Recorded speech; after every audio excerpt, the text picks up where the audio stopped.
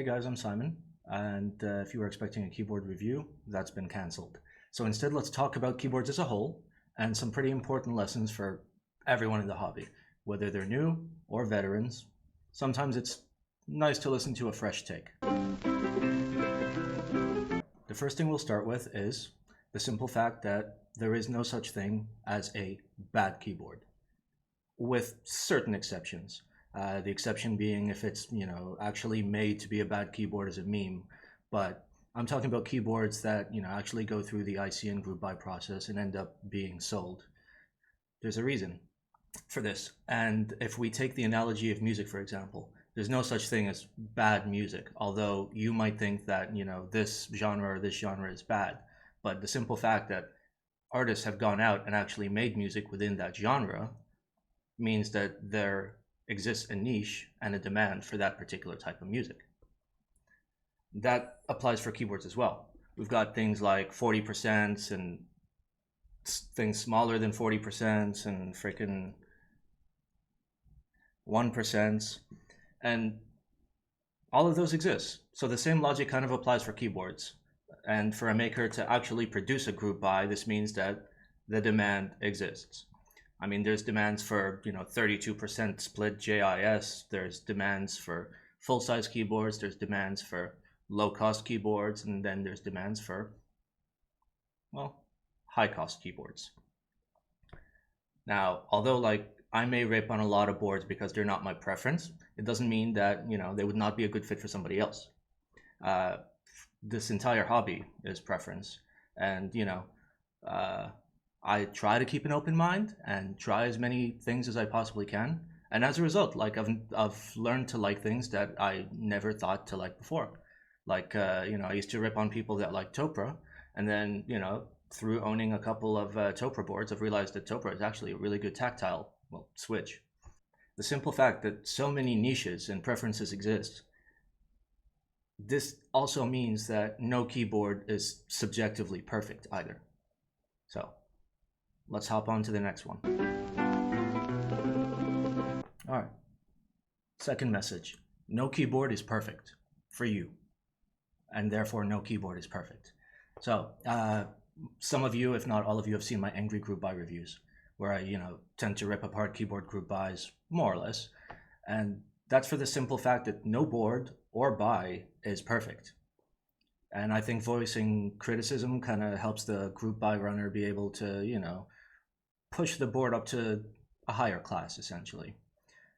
But I mean, as a whole, I've been very spoiled by this hobby, which is a good and a bad thing. By having the opportunity to, try a huge amount of keyboards and a huge amount of switches and plate styles and, have input on the design process and all of that.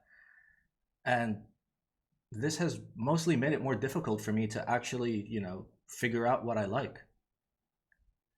It's kind of like food, for example. Even if you even if you have your favorite dish and all you have is your favorite dish, eventually it's gonna get stale. As long as you know that other food exists. And I think the same logic kind of works for keyboards. As you try more and more things, it's hard to just stick to one thing and that be, the best thing on earth. Because realistically, every keyboard is a trade-off of some sort. Whether it's price or weight or sound or layout or design. I mean, think of it like high-end cars, for example. Even like Ferraris and Lambos and stuff like that. When you opt in to buy cars of those caliber, you know the problems that they come with, price aside. So nothing is 100% perfect, and the same goes for keyboards. By moving into the high-end tier, purchasing, a Lambo or a Ferrari or a Rolls Royce, you basically sign a contract between you and yourself to accept the issues that exist and deal with them. So I'll give you guys an example here. And here I am. All right, here I've got my TGR Jane 2.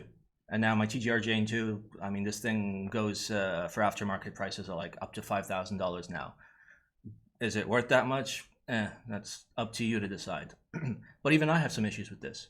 And for example, small little nitpicky issues will make a keyboard not perfect. This one, for example, I've got a polycarbonate half plate on this, and this polycarbonate half plate suffers from a very specific problem. Well, a couple of very specific problems. The first one is that there's actually some play. If you watch the escape key, you can see it moving back and forth. And as a matter of fact, the whole plate moves back and forth, although the screws are tightened to their maximum. And then something I've heard from a lot of users that kind of annoys me as well is there's a lot of uneven flex. Like this side is not as flexy as here. Here there's a decent amount of flexes versus here there's even more flex. And then at the bottom left, it's inconsistent flex. And you know, the plate mounting points as well as the chosen plate material is what's causing these issues. And although this is a super high-end board, there's always there's always the little things which will make it not perfect for you, no matter what the board is. Even if we're talking, you know, $2,000 and up keyboards. Now, obviously, these issues that I've listed only affect like this specific plate, but this specific plate was made by the original designer of the keyboard for this keyboard. Other people with full plates have had no issues, but you know, on top of this, like some other people have had issues with the TGR keyboards, especially the Jane 2 with, you know, not so great anodization matching. So there's never really, I mean, the whole point here is, you know, nothing's absolutely perfect. Going off of that, modding will resolve a whole lot of issues, plate feel, sound issues. I mean, that's pretty much it, as well as switches. As long as you can put the effort in to get your keyboard to where you want it, realistically, the only one thing that can never be changed about a keyboard, well, easily, is the design itself. I mean, unless you want to go and take a Dremel to your Jane, but everything else can be changed. Alternative plates can be made if you don't like your plate material. Switches can be popped out. If the sound profile is not to your liking, you can further tune your stabs if it's a stabilizer thing. You can go for silent switches, you go for a thicker plate, or even tweak the plate mounting of your keyboard. The lesson here is no keyboard is perfect, but also you can get a keyboard up there as long as you're willing to try. And this brings us into our third and final point. Be smart with your purchases. This can mean quite a few things, but generally what it means is wait. So for example, if a keyboard that you really like has already been group bought and shipped, your only opportunity to buy it is in, you know, the inflated secondhand market, which is really rough considering the secondhand market is not what it used to be.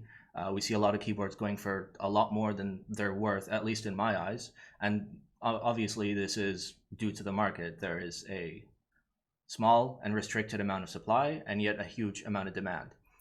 With time, it remains to be seen if supply will ever catch up to the demand, which, like in most markets, should. And when that happens, it will be a better experience for, you know, secondhand buyers like us. The issue with the secondhand market, aside from high prices, is, you know, you have to deal with possible damage or signs of usage on a board, where, you know, pictures cannot be 100% trusted. And for example, if the seller says, oh, it has a couple of dings, and you receive it and you're like, these aren't dings, these are dents, you know, and then either you have to send it back or you have to deal with, you know, the chargeback process or whatever it is. And that's not even taking into account all of the potential scams that could happen, where, you know, people will list a fake board and you'll send them money and they'll never send you anything, or the other way around. So consider the fact that, one, the keyboard that you've already got can be massively improved with some modding, as long as you're willing to put the effort in. And if you're willing to put the money in, you may as well be able to put the effort in. It makes a lot of sense if you value your own time. Now, in a lot of cases, or at least this is the method that I follow, your chosen perfect dream keyboard is not as unique as you think it is, unless we're talking about like the Hyper 7, for example, or, you know, something wild. So it makes a lot of sense to wait for a future buy and just hop on that group buy for the actual proper market prices of the board. Now, obviously, group buys have their own issues, which, you know, I've been like I've been developing on my blog, and it'll probably be months before I finish it up, but it talks about like all of the things that could possibly go wrong as, you know, a group buy runner and all the stuff like that. But overall, in my experience, group buys are worth it as long as, you know, you're relatively smart and educated about what you're getting into and you understand that there could be risks. I mean, I have keyboards that I've paid for 2 years ago that I'm still waiting for. But the important thing is that the perfect keyboard that exists for you is probably not unique. There's clones all the time, even like super high-end boards where, you know, the design is like one of a kind. It's only a matter of time before somebody makes, you know, an homage to it or just a ripoff or a clone, at which point, you know, if you choose to, you know, feel bad about there being clones of boards that have, you know, ballooned over achievable market prices, then you can believe that, you know, and you can be on that side. Or, you know, if you don't mind and, you know, you're not going to use your knockoff board to scam people with, and you just want it for your own usage because you genuinely enjoy what the design actually is, then go ahead and do that as well. So wait. What I'll do is I'll wait and see. If I'm interested in a 65, I know it could be, you know, 8, 9, 10, maybe even 12 months before I see a 65 that I really like. But I'd rather wait that amount of time than go ahead and, you know, pay $2,000-$3,000 for a keyboard that's incredibly limited. And I mean, realistically, after putting just a little bit of usage into it and it gets a little bit banged up, a lot of the value is gone. Not many people are going to want it. I mean, I've seen OTDs, I mean, lower end OTDs that struggle to sell for like $700-800 because they had huge dents on them. So you got to be careful. In general, though, those are the 3 points I want you to take away. So let's wrap this all up. From this whole video or PSA or whatever it ends up being, there's just 3 things I want everybody to take away from this. And, you know, maybe this is something that connects with you, maybe it's not, but, you know, it's always nice to hear another way of seeing things. So, first one, no keyboard is inherently bad, and all keyboards can be improved for your usage. 2, no keyboard is perfect. Don't go out and blow $2,000 on something that you think might be perfect for you, but ends up not being perfect and you have little nitpicks with. Because in the case of point 1 and point 2, you have the option of improving your own experience. As long as, you know, you can watch some tutorial videos and you know how to use a couple tools, you're more than capable of improving your typing experience and your happiness with your board. And then 3, wait. Just wait. More keyboards will be released. In the current state of the market, demand is way greater than the supply and things get sold out fast. But keep an eye out for upcoming group buys. Hop on them when you see something that you like. But again, don't take a plunge into something that really doesn't resonate with you, especially with the current international climate. But that's it. Those are my 3 little tips or PSAs or I don't know what. And that's all I got. Love you all. Bye, guys.